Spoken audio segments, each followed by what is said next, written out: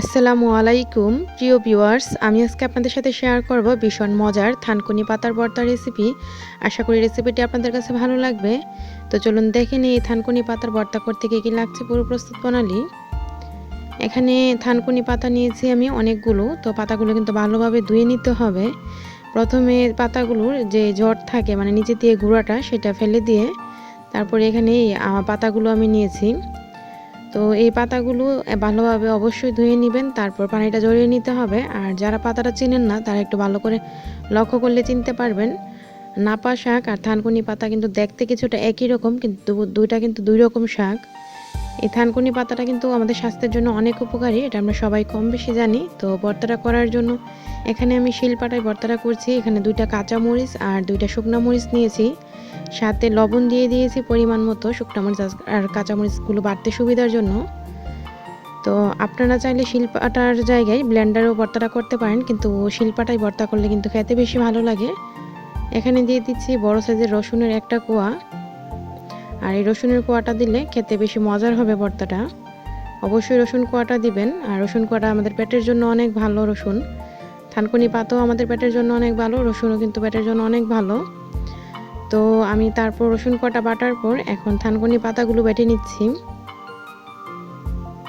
আপনারা চাইলে কিন্তু জালের পরিমাণটা কমিয়েও দিতে পারেন, জালটা আপনাদের পছন্দ মতো কমিয়ে দিতে পারেন। তো এইভাবে আমি সবগুলো থানকুনি পাতা বেটে নিচ্ছি।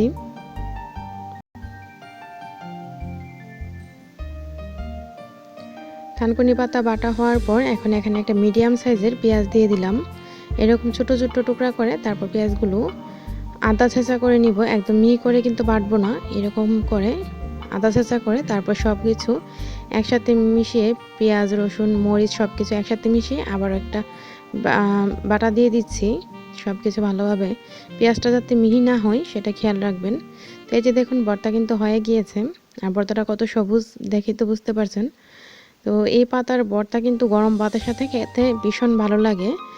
আর যাদের পেটের সমস্যা কিংবা পেটের পীড়া তারা কিন্তু এই পাতার ভর্তাটা অবশ্যই ট্রাই করতে পারেন, পেটের জন্য অনেকটা উপকারী। আর জালটা একটু পরিমাণে কমিয়ে দিবেন। আর অবশ্যই ভর্তাটি দেখেই বুঝতে পারছেন। আর ভর্তাটা কিন্তু খেতে ভীষণ মজার হয়।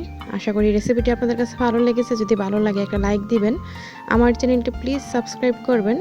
এরকম নিত্য নতুন রেসিপি পেতে সাবস্ক্রাইব করার পর পাশে থাকা বেল আইকনটিতে ক্লিক করে অল ভিডিওতে ক্লিক করে দিবেন, তাহলে আমি যখন নিত্য নতুন কোনো রেসিপি দিব আপনাদের কাছে সবার আগে নোটিফিকেশন চলে যাবে। আজকের এই রেসিপিটি দেখার জন্য আপনাদের সবাইকে অসংখ্য ধন্যবাদ। সবাই ভালো থাকবেন। আল্লাহ হাফেজ।